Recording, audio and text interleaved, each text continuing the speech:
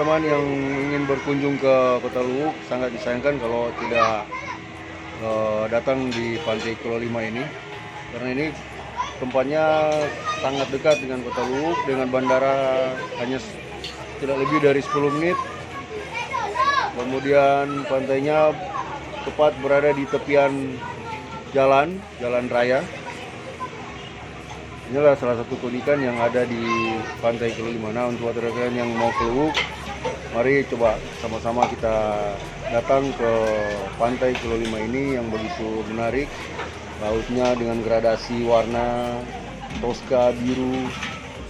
Kemudian ada beberapa fasilitas yang bisa kita gunakan di sini, yaitu speed, bisa kita naik.